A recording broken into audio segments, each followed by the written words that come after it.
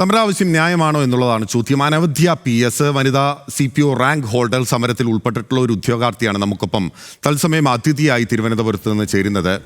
അനവധ്യ, നിങ്ങളുടെ ഈ സമരം കേരളം ഇതിനോടകം തന്നെ കാര്യമായ രീതിയിൽ ശ്രദ്ധിച്ചിരിക്കുന്നു. വാർത്താമാധ്യമങ്ങൾ ഉൾപ്പെടെ കാര്യമായ പ്രാധാന്യം ആ സമരത്തിന് നൽകുന്നുണ്ട്. ഒരു സഹന സമരമാണ് നിങ്ങൾ നടത്തുന്നത് എന്ന കാര്യത്തിൽ സംശയമില്ല. ആ സമരത്തോട് മാനുഷികമായി തന്നെ അനുഭവം പുലർത്തിക്കൊണ്ട് ചോദിക്കട്ടെ, നിങ്ങളുടെ ഈ സമരം ന്യായമാണ് എന്ന് പറയാനുള്ള പ്രധാനപ്പെട്ട കാരണങ്ങൾ എന്തൊക്കെയാണ്?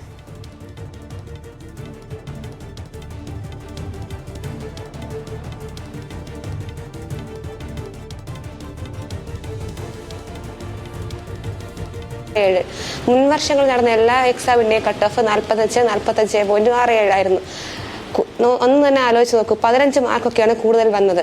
പിന്നെ മാത്രമല്ല, ഈ ലിസ്റ്റ് വരുന്നതിന് മുൻപേ നമ്മുടെ ബഹുമാനപ്പെട്ട മുഖ്യമന്ത്രി ശ്രീ പിണറായി വിജയൻ സാർ പറഞ്ഞത് നിയമന സാധ്യതയുള്ള ലിസ്റ്റ്, അതായത് ഒരുവിധം എല്ലാവർക്കും ജോലി കിട്ടുന്ന രീതിയിലുള്ള ലിസ്റ്റ് ആയതെന്നാണ് പറഞ്ഞത്. എന്നിട്ട് 2024 ഏപ്രിൽ 20 വന്ന ലിസ്റ്റ് ഇപ്പോൾ 2025 ഏപ്രിൽ 20 ആവാറായി. ആകെ 213 പേർ മാത്രം ട്രെയിനിങ്ങിൽ കിടക്കുന്നുണ്ട്. ഇപ്പോൾ ഏകദേശം 333 വേക്കൻസി വന്നിട്ടുണ്ട്. മുൻവർഷങ്ങളിൽ 812 കുട്ടികൾ, അതിന് മുന്നേറ്റ ലിസ്റ്റിൽ നിന്നും 770 കുട്ടികൾ. അങ്ങനെയുള്ള സാഹചര്യത്തിലാണ് ഞങ്ങളുടെ ലിസ്റ്റിൽ നിന്നും ആകെ 296 കുട്ടികൾക്കൊക്കെ അഡ്വൈസ് വന്നു നിൽക്കുന്ന സാഹചര്യം. മാത്രമല്ല, ഏറ്റവും ഉയർന്ന കട്ട് ഓഫോട് കൂടി എക്സാം, അതും കൂടെ നമ്മൾ ഓർക്കണം. ഞങ്ങൾക്ക് മനസ്സിലാവുന്നില്ല എന്തുകൊണ്ടാണ് ഇങ്ങനെ സംഭവിക്കുന്നതെന്ന്. കാരണം ഇങ്ങനെയുള്ള ഒരു എക്സാമിന് റിട്ടേൺ എക്സാം മാത്രമല്ല, ഫിസിക്കൽ എക്സാം ഉണ്ട്. ഒത്തിരി കഷ്ടപ്പാടുണ്ട്. പെൺകുട്ടികളാണ്, അത് വേറെ, അതിന് കഷ്ടപ്പാട് വേറെയാണ്. എന്നിട്ടൊക്കെ ഞങ്ങൾ ഒരിക്കൽ സ്വപ്നത്തിൽ പോലും വിചാരിച്ചതല്ല ഇങ്ങനെ ഒരു ജോലിക്ക് വേണ്ടി ഇതുവരെ തെരുവിൽ കിടക്കേണ്ടി വരുമെന്നും, ഭിക്ഷയാചിക്കേണ്ടി വരുമെന്നും, മുട്ടുനിരയേണ്ടി വരുമെന്നും, ഉപ്പിൽ നിൽക്കേണ്ടി വരുമെന്നും, കോമാളി വേഷം കെട്ടേണ്ടി വരുമെന്നും, അവസാനം സ്വന്തം ചോര വരെ ഊറ്റി ഞങ്ങളുടെ ഹൃദയവേദന, ഞങ്ങളുടെ കഷ്ടപ്പാട്, നിസ്സഹായാവസ്ഥ ഗവൺമെന്റിന് മുന്നിൽ കാണിക്കേണ്ടി വരുമെന്ന് ഞങ്ങൾ ഒരിക്കലും പ്രതീക്ഷിച്ച കാര്യമല്ല. എന്താണ് സാർ പറയേണ്ടത്? അത് ഞങ്ങൾ പഠിച്ചു, ജോലിക്ക് വേണ്ടി നന്നായി പഠിച്ചു. 3-4 ലക്ഷം കുട്ടികൾ എഴുതിയ എക്സാമാണ്. അതിൽ നിന്നും തിരഞ്ഞെടുക്കപ്പെട്ട ഏറ്റവും മികച്ച ഫിസിക്കലി ഫിറ്റായ 967 ഉദ്യോഗാർത്ഥികളാണ് ഞങ്ങൾ. അതിൽ മിനിമം 30% മാത്രമാണ് ഞങ്ങൾക്കിപ്പോൾ നിയമനം നടന്നിട്ടുള്ളത്. ഇനി ഒരു 60-70% നിയമനം നടത്തിക്കൂടെ? മറ്റുള്ള ലിസ്റ്റിൽ നിന്നൊക്കെ 90%. നമ്മൾ പ്രായോഗികമായി സംസാരിക്കുമ്പോൾ അത് പ്രായോഗികമായ ഒരു കാര്യമാണ്. 30% നിയമനം നടത്തി സർക്കാർ പറയുകയാണ്.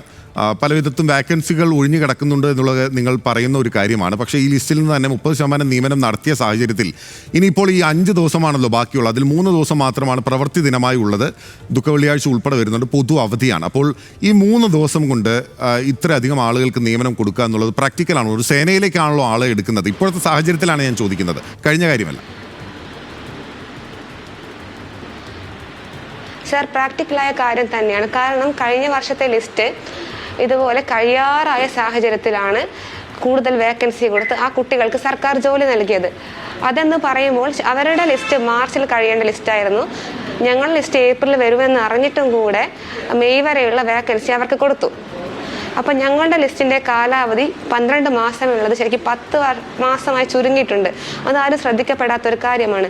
പിന്നെ സർക്കാരിന് ഒരു തീരുമാനം എടുക്കാൻ 3 ദിവസം വേണമെന്നൊന്നുമില്ല. ഒരു 3 മിനിറ്റ് മതി. കാരണം അവർക്ക് സത്യാവസ്ഥ അറിയാം, ഞങ്ങളുടെ അവസ്ഥ അറിയാം.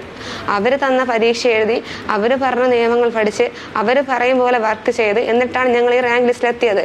ഞങ്ങൾക്ക് ഉറപ്പുണ്ട്. കാരണം കഴിഞ്ഞ വർഷത്തെ ലിസ്റ്റിലെ കുട്ടികളോട് കാണിച്ച അതേ കാരണം, ആ ഒരു ദയ, അലിവ്.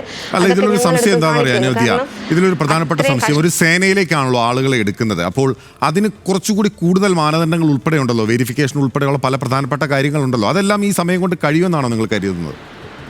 സർക്കാർ നയപരമായി തീരുമാനമെടുത്താൽ പോലും.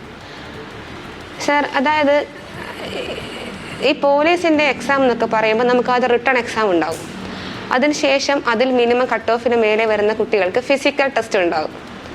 ഫിസിക്കൽ ടെസ്റ്റിന് ശേഷം നമുക്ക് അഡ്വൈസ്, ഫിസിക്കൽ ടെസ്റ്റിന് മുന്നേ തന്നെ നമ്മൾ മെഡിക്കൽ സർട്ടിഫിക്കറ്റ് ഒക്കെ അവർക്ക് അപ്ലോഡ് ചെയ്യണം. അതിന് ഫിസിക്കൽ ടെസ്റ്റിന് ശേഷം നമുക്ക് റാങ്ക് ലിസ്റ്റ് ഇടും. ആ റാങ്ക് ലിസ്റ്റ് ഇട്ടതിന് ശേഷം നമുക്ക് അഡ്വൈസ് വരും. അഡ്വൈസ് ചാർട്ട് വന്നതിന് ശേഷമാണ് വീണ്ടും PSC തന്നെ നടത്തുന്ന മെഡിക്കൽ ടെസ്റ്റ്. അപ്പോൾ അതിൽ നമ്മൾ ഫിറ്റായി കഴിഞ്ഞാൽ അവരെ നമ്മളെ ജോലിക്ക് എടുക്കുകയാണ് ചെയ്യുക. ഞങ്ങൾക്ക് വേണ്ടത് ഈ ഏപ്രിൽ 20 മുന്നേ അറ്റ്ലീസ്റ്റ് അഡ്വൈസ് ചാർട്ട് വന്നു കഴിഞ്ഞാൽ അവർക്ക് എപ്പോൾ വേണമെങ്കിൽ മെഡിക്കൽ ടെസ്റ്റ് നടത്തി ഞങ്ങൾ എടുക്കാവുന്നത് മാത്രമേ ഉള്ളൂ.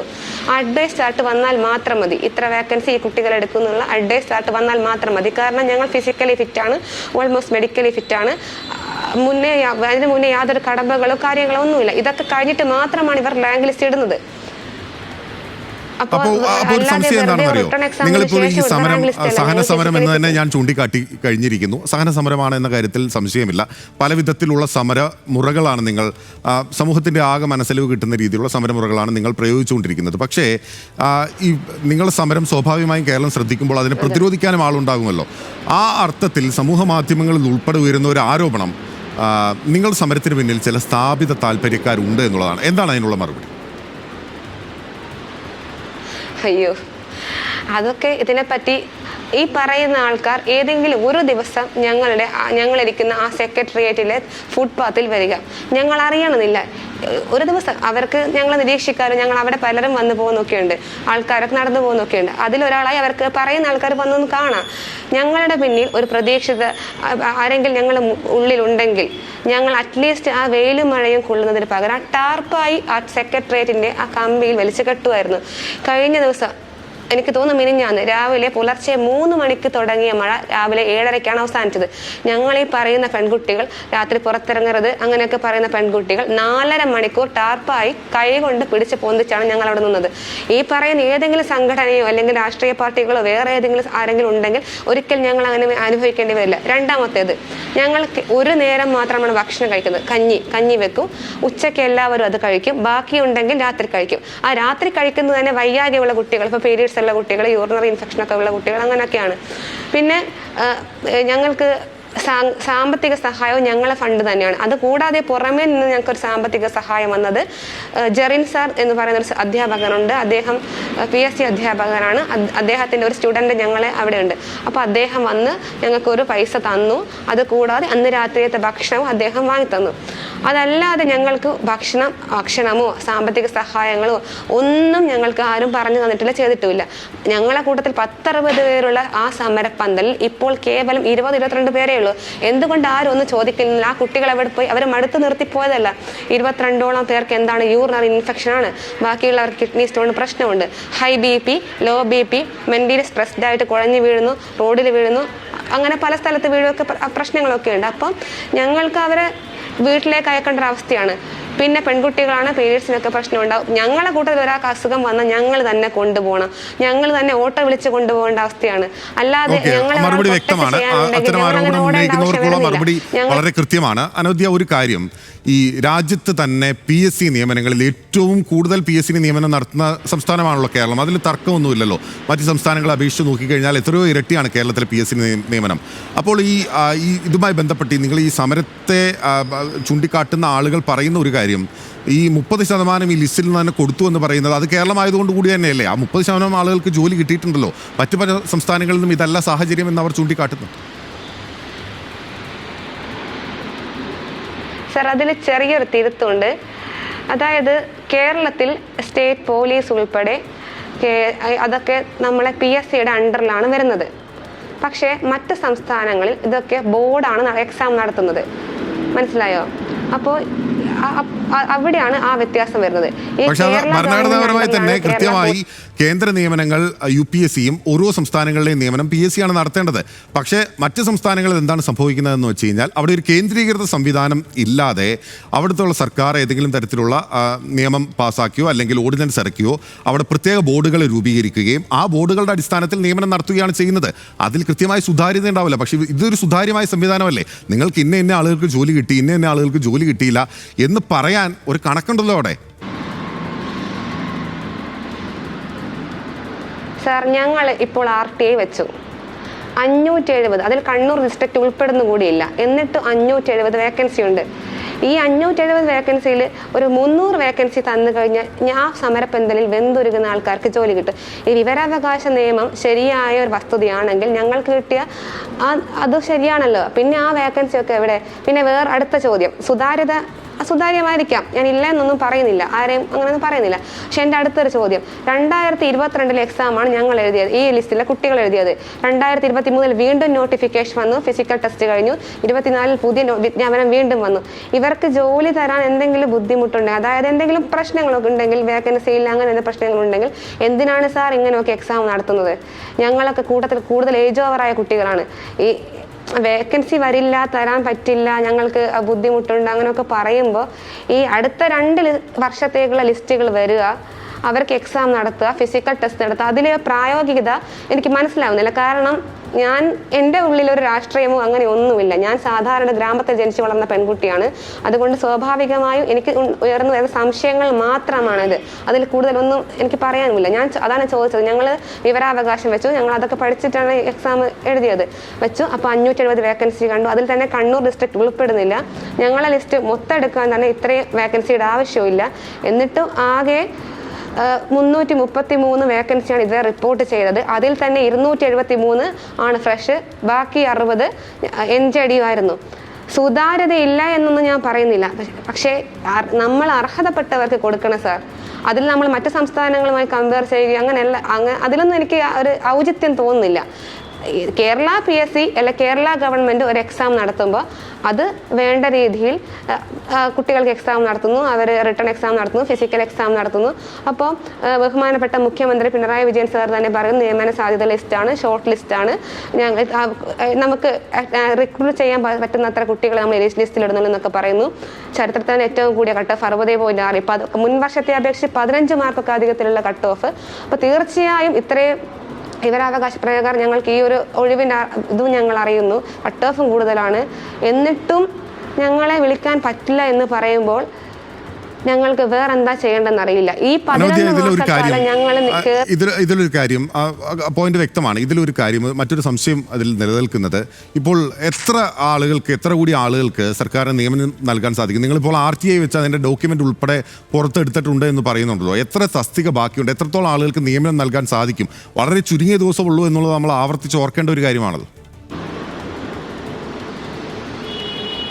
സർ, ഗവൺമെന്റ് വിചാരിച്ചാൽ 300 പേർക്ക് 350 പേർ അതിലും കൂടുതൽ വരെ നടക്കുക സിമ്പിളായി കൊടുക്കാൻ പറ്റുന്ന കാര്യമേ ഉള്ളൂ. കാരണം ക്യാമ്പിലുള്ള ആൾക്കാരെ സ്റ്റേഷനിലേക്ക് റിക്രൂട്ട് വിടുക, എന്നിട്ട് ക്യാമ്പിൽ ഞങ്ങൾക്ക് ഒഴിവ് വരും, അവിടെ ഞങ്ങളെ അങ്ങോട്ടേക്ക് കയറ്റുക. ഈ വിവരാവകാശ നിയമം പറഞ്ഞത് സത്യസന്ധമായ കാര്യമായിരിക്കുമല്ലോ, അതിലൊരിക്കലും പതിരുണ്ടാവില്ലല്ലോ. അതൊന്ന് ഓർത്ത് നോക്കിക്കേ. അതല്ലേ അതിൻ്റെ ഒരു ശരി എന്ന് പറയുന്നത്. ഞങ്ങൾക്ക് ഇതിൽ കൂടുതലൊന്നും ഞങ്ങൾ വിവരാവകാശ നിയമപ്രകാരം RTI വെച്ചത്, പിന്നെ പല വിവരങ്ങൾ ഞങ്ങൾക്ക് ലഭിച്ചിട്ടില്ല. പക്ഷെ ഇത് ഞങ്ങൾക്ക് കറക്റ്റ് കിട്ടി. അത് മാത്രമല്ല, ഞങ്ങൾ ഈ കഴിഞ്ഞ 11 മാസക്കാലം ഓരോ ഓഫീസുകൾ കയറി ഇറങ്ങുമ്പോഴും നമ്മുടെ രാഷ്ട്രീയ നേതാക്കൾ പറഞ്ഞത് മക്കളെ എന്നാണ് അവർ വിളിച്ചത്. അല്ലാതെ ഒരു ദേഷ്യത്തോടെയോ ഒരു പുച്ഛത്തോടെയോ അങ്ങനെ ഒന്നും അവർ ഞങ്ങളെ സമീപിച്ചിട്ടില്ല. മക്കളെ നിങ്ങൾ ടെൻഷൻ ആവല്ലേ, നിങ്ങൾക്ക് വേക്കൻസി വരും, ഞങ്ങൾ നിങ്ങളെ കൈവിടില്ല, നിങ്ങൾ സമാധാനത്തോടെ ഇരിക്കൂ, നന്നായിട്ട് വീട്ടിൽ പോയി റെസ്റ്റ് എടുത്ത് ഉറങ്ങൂ, ഒരു പ്രശ്നവും ഇല്ല എന്നൊക്കെ ഞങ്ങളെ പറഞ്ഞു വിട്ടത് ഈ നേതാക്കളാണ്. ഞങ്ങൾ അവർ വിശ്വസിച്ചു, ഇനിയും വിശ്വസിക്കുന്നുണ്ട്. കാരണം പിന്നെ പക്ഷെ എന്താ പ്രശ്നം ഉണ്ടായെന്ന് വെച്ചാൽ ഞങ്ങൾക്ക് ചെറിയ പേടി വന്നു തുടങ്ങിയപ്പോഴെന്ന് വെച്ചാൽ ഈ ലിസ്റ്റ് വന്ന് 8 മാസം കഴിഞ്ഞ് ജനുവരി 10-ാം തീയതിയാണ് ഫസ്റ്റ് ബാച്ച് ട്രെയിനിങ്ങിനായി കയറുന്നത്. അപ്പോൾ ഞങ്ങൾ ആലോചിച്ച് സെക്കൻഡ് ബാച്ച് എപ്പോൾ കയറും? കഴിഞ്ഞ വർഷമൊക്കെ 3 ബാച്ച് പോയതാണ്, ഇപ്പോൾ ഫസ്റ്റ് ബാച്ച് ഞങ്ങൾ കയറി ഇത്ര ആയിട്ടല്ലേ ഉള്ളൂ. അപ്പോൾ ഞങ്ങൾക്ക് പേടി കുറച്ച് അധികമാവാൻ തുടങ്ങി. അപ്പോഴും ഞങ്ങൾ കാസർഗോഡ് വരെയുള്ള മുതലുള്ള കുട്ടികൾ ഈ സെക്രട്ടേറിയറ്റിലും അതായത് എങ്ങനെയാണ് നിങ്ങൾ ഇത്ര ആളുകളെ മൊബിലൈസ് ചെയ്തെടുത്തത്? ഈ ഇത്ര ആളുകൾ വന്നല്ലോ, ഒരുമിച്ച് ഒരു ആവശ്യത്തിന് പുറത്ത് വന്നു, സ്വാഭാവികമായിട്ടും നിങ്ങൾക്ക് അങ്ങോട്ടും ഇങ്ങോട്ടുള്ള കണക്ഷൻസും കാര്യങ്ങളും ഉണ്ടാവും. ഇത് ഒരു സമര രീതിയായി മാറുകയും ഇത് കേരളം ശ്രദ്ധിക്കുന്ന രീതിയിൽ നിങ്ങളൊരു സഹന സമരം നടത്തുകയാണ് പല രീതികൾ ഉപയോഗിച്ച്. ഇത് എങ്ങനെയാണ് നിങ്ങൾ ഈ സമരം മുന്നോട്ട് പോയിക്കൊണ്ടുവരുന്നത് ഫ്രം ദ ഡേ 1? എങ്ങനെയാണ്? സർ, നമ്മൾ കേട്ടില്ലേ ആരുമില്ലാത്തവർക്ക് ദൈവം തുണ എന്ന്? അത് മാത്രമാണ് ഇവിടെ. അതായത് ഞങ്ങൾ കുറച്ച് പെൺകുട്ടികൾ അപ്പോൾ സ്വാഭാവിക റാങ്ക് ലിസ്റ്റിൽ വന്നു. ഞങ്ങൾ ഒരു ഗ്രൂപ്പൊക്കെ ഉണ്ടാക്കി, വാട്സാപ്പ് ഗ്രൂപ്പ് ഉണ്ടാക്കി, ടെലിഗ്രാം ഗ്രൂപ്പൊക്കെ ഉണ്ടാക്കി.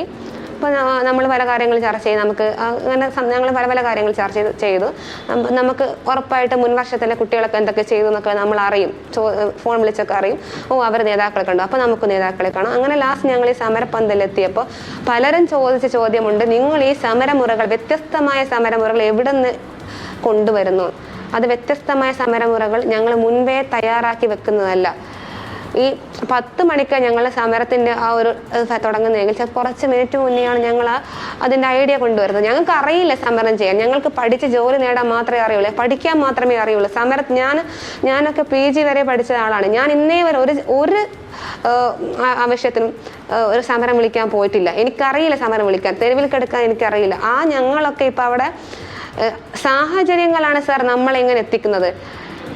ഇതുവരെ ഒരു മൈക്കിൽ പോലും സംസാരിക്കാത്ത ഞാനാണ് ഇപ്പോൾ സ്റ്റുഡിയോയിൽ വന്ന് നിങ്ങളെടുത്ത് സംസാരിക്കുന്നത്. അതുകൊണ്ടാണ് ഞാൻ പറഞ്ഞത്, സാഹചര്യങ്ങളാണ് നമ്മളെ മൗൾഡ് ചെയ്ത് മാറ്റി എടുക്കുന്നത്.